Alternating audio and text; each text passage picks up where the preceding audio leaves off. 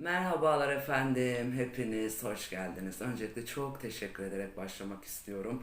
Yorumlarınıza, mesajlarınıza, ilginize, alakanıza ayrı ayrı çok teşekkür ediyorum.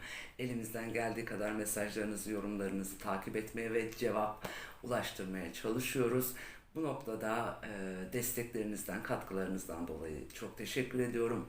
Artarak devam edeceğini ümit ediyorum. Ve efendim şimdi sizlere bugün tarihten bir sayfa açarak tarihten bahsetmek istiyorum. Yunanistan'la yaşanan tarihi bir olaydan bahsedeceğim efendim sizlere. Malumunuz üzere Yunanistan'la şu anda ciddi bir gerilim aşamasındayız.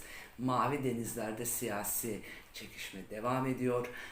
Mavi vatan bizim için önemli. Burada da ciddi problemler şu anda devam ediyor. O nedenle ben sizlere bugün tarihte neler yaşandı Mavi Vatan'da, tarihte neler oldu, neler yaptık biraz bunlardan bahsetmek istiyorum efendim. Başlığımızı da şöyle bir atalım. Umut taşıdı Kurtuluş Vapuru. Size Kurtuluş Vapuru'ndan bahsedeceğiz efendim. Şimdi Kurtuluş Vapuru ki nedir? Yani ne oldu Kurtuluş Vapuru'yla birlikte neler oldu? Biraz bunlardan bahsedelim. Gerçek tarihi anlatacağız efendim sizlere.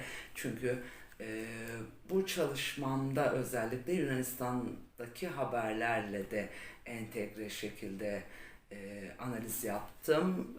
Aynı şeylerden bahsediliyor. Yani burada bir tarihin saptırılması söz konusu değil. Tarihin saptırıldığı durumlardan da sizlere zaten bahsediyorum. Burada böyle deniliyor, burada böyle deniliyor şeklinde bahsediyorum. Yalnız burada bizim hazırlamış olduğumuz alan çalışmasında Yunanistan'da yapılan e, alan çalışmalarıyla benzerlik gösteriyor. Yani orada yayınlanan tarihi anekdotla Türkiye'de yayınlanan tarihi anekdotlar arasında çok ciddi bir fark yok. Çok ciddi benzerlikler söz konusu efendim. Peki neler oldu? Şimdi bundan bahsedelim. Ekim 1940 sonbaharında Yunanistan İtalyan ordusunun saldırısıyla bir anda kendini İkinci Dünya Savaşı'nın ortasında buldu. Almanların da desteğini alan Mussolini kuvvetlerine karşı Yunanistan ancak ve ancak 6 ay direnebildi. Kendi ordusunun da Hitler'in ordusu kadar güçlü olduğunu ispatlamak derdinde olan Rusya Devlet Başkanı, dönemin Rusya Devlet Başkanı Mussolini Yunanistan'ı işgale başlar. Dönemin Yunan Başbakanı Metaxas, Mussolini'nin ilhak ultimatomunu tanımadığını bildirir. Rus Büyükelçiyi ohi yani hayır cevabıyla reddeder. Bu da önemlidir. Metaxas açısından ve Yunanistan açısından böyle bir red cevabının verilmesi de önemli bir tarihi gelişmedir aslında.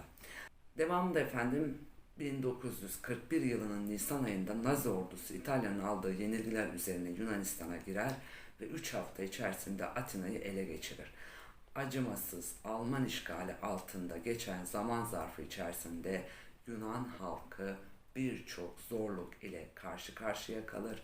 Binlerce insan açlık ve salgın hastalıktan dolayı yaşamını yitirir. Yunanistan için bu tarih, bu süreç zorlu bir süreçtir, problemli bir süreçtir.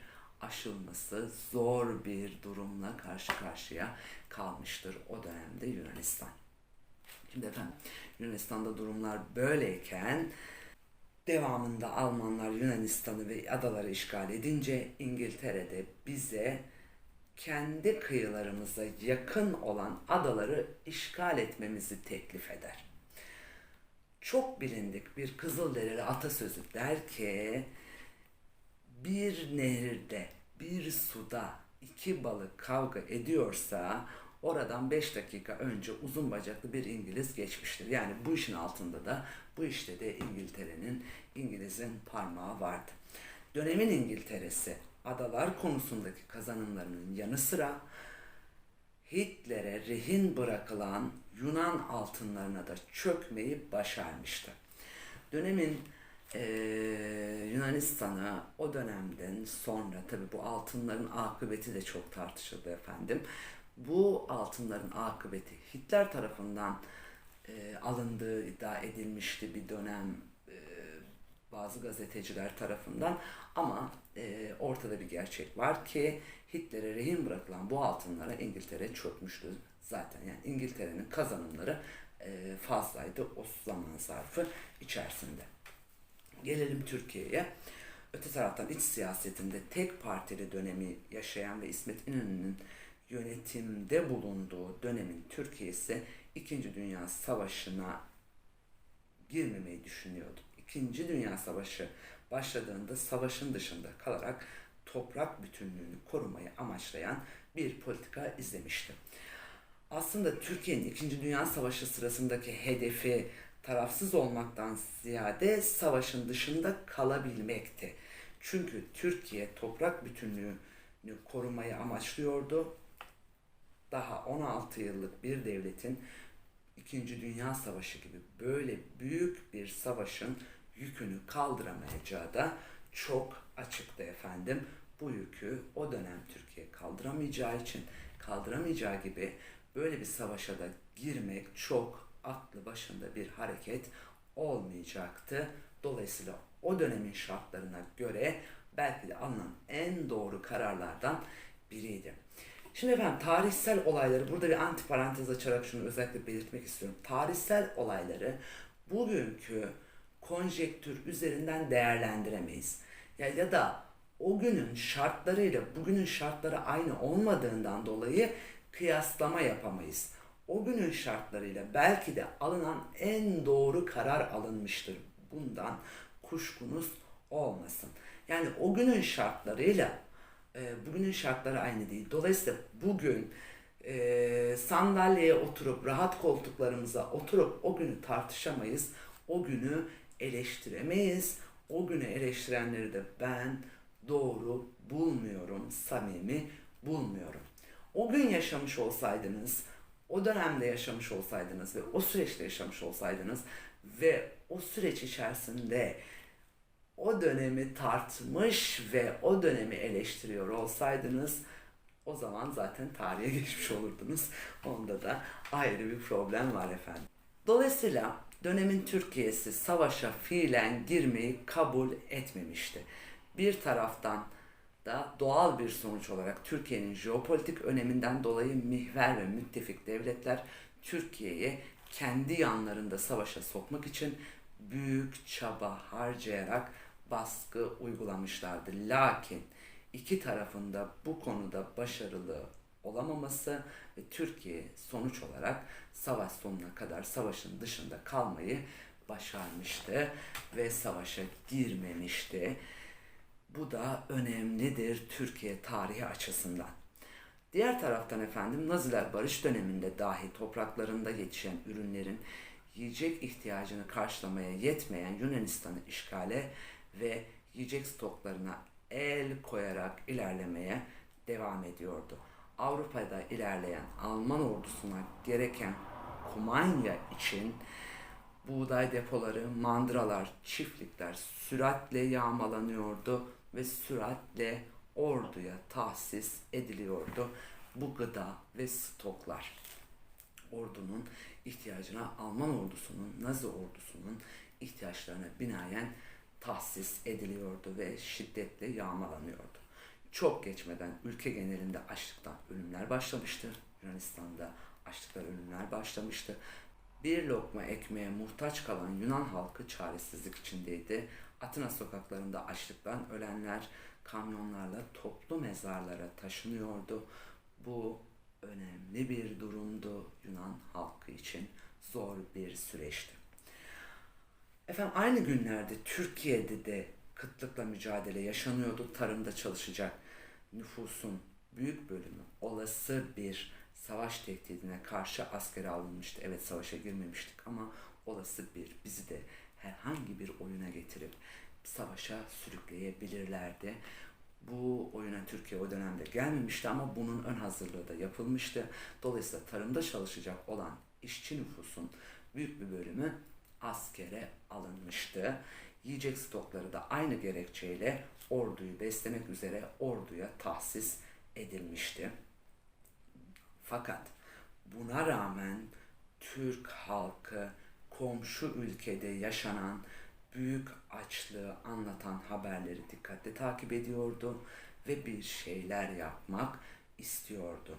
Sonunda dönemin Türkiye Cumhuriyeti hükümeti 19 yıl önce savaştığı düşman ordusunun halkına yardım etmek için alınan karara imza atmıştı. Yunanistan'a dostluk elini o dönemde uzatan ilk ülke Türkiye olmuştu efendim. Yurt genelinde başlatılan kampanya ile komşuya yiyecek ve ilaç göndermeyi başarmıştık. Herkes dişinden tırnağından arttırdığı birkaç lokmayı yardım merkezlerine bırakıyor, yiyecek paketleri İstanbul limanına taşınıyordu. Hükümet yardımları Yunanistan'a ulaştırmak üzere 1882 yılı yapımı 2400 tonluk bir kuru yük gemisi kiralamıştı. Geminin adı 19 yıl önce Yunanistan ile yaşanan savaşta aynı adı taşıyordu efendim. Kurtuluş Vapuru'ydu. Vapurun adı Kurtuluş Vapuru'ydu. Kurtuluş Vapuru dört tarafına Kızılay amblemleri asılarak sefere hazırlandı. Vapur toplam 2000 tonluk gıda ve ilaç yardımı yüklü olarak 6 Ekim 1941 yılında Karaköy rıhtımından Yunanistan'a doğru uğurlanmıştı efendim. Vapur Pire limanına vardığında Türkçe ve Yunanca sevinç çığlıkları ile karşılanmıştı. Gemiden indirilen her yiyecek paketi, limana varan her kutu ilaç, Alman askerlerinin sert bakışları altında halkın açlıktan kurtuluşunu müjdeliyordu. Kurtuluş Vapuru sonraki süreçte Yunanistan'a 4 sefer daha gerçekleştirerek toplam 8.000 ton civarında insani yardımı Yunan halkına ulaştırmayı başarmıştı. Ta ki 20 Şubat'ı 21'ine bağlayan Kara Gece'ye kadar Yunanistan'a 5. seferini gerçekleştirmeye hazırlanan 2000 ton kumanya ile İstanbul'dan ayrılan Kurtuluş Vapuru Marmara Adası açıklarında şiddetli bir fırtınaya yakalandı. 4 saat süren müthiş mücadele sonunda kayalıklara çarpan gemiyi mürettebat gözyaşları içerisinde terk etmek zorunda kalmıştı. Anlatırken tüylerim diken diken oluyor. Günün ilk ışıkları fırtına bulutlarının arasından denizi aydınlattığında Kurtuluş kendisini bekleyen binlerce Yunanlı'nın umutlarıyla birlikte Marmara'nın soğuk sularına gömülmüştü.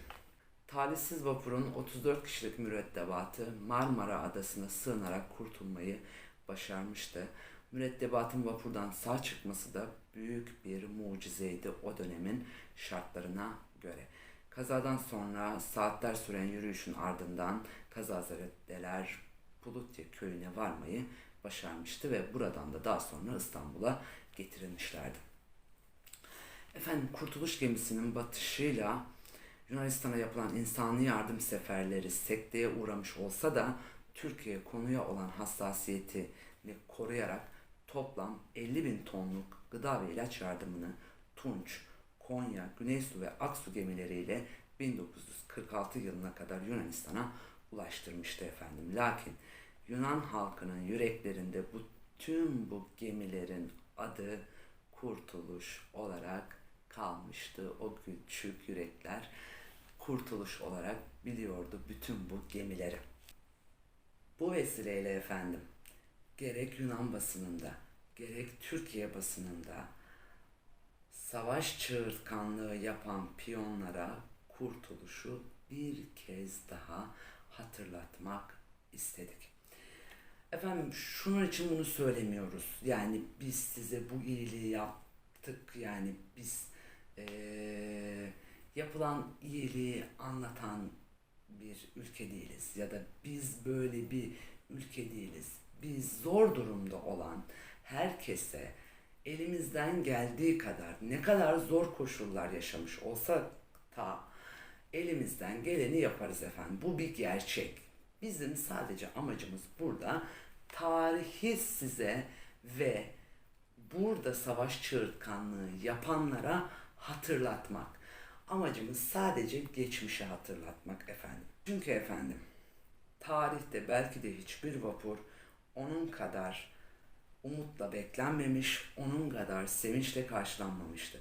hiçbir vapur tek bir yolcu taşımadığı halde binlercesini ölümden kurtarmamıştı. Tarihte belki de hiçbir vapur onun kadar sevilmemişti. Yine hiçbir vapurun tarihin derinliklerinde onun kadar kolay unutulmamıştı efendim. Malumu arz sanatı üzere bizim de görevimiz, biz gazetecilerin de görevi tarihin tekerrürden ibaret olduğunu hatırlatmak efendim. İlaveten bu hatırlatmayı yaptıktan sonra 4-11 Eylül 1919 Sivas Kongresi kararında hatırlatmadan geçmek istemiyoruz.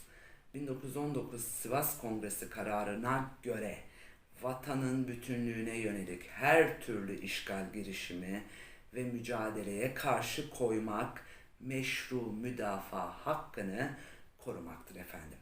Yani Türkiye Cumhuriyeti Devleti milli birliğine, milli bütünlüğüne herhangi bir tehdit ve saldırı hissetmediği müddetçe kurtuluştur efendim. Kurtuluşu da böylelikle size hatırlatmak istedik. Yalnız bunu biz böyle yaptık diye hatırlatmak istemedik. Tarihteki misyonumuzu hatırlatmak istedik. Tarihten gelen misyonumuzu hatırlatmak istedik ve tarihi dayanaklarımızı, tarihi misyonumuzu bir kez daha hatırlatmak istedik efendim. Sizlere bu güzel tarihimizden de bahsederek devam edeceğiz. Yani harp tarihi konularından da bahsederek devam edeceğiz efendim. Tekrardan hepinize çok teşekkür ediyorum. Hoş kalın, hoşça kalın, esen kalın efendim.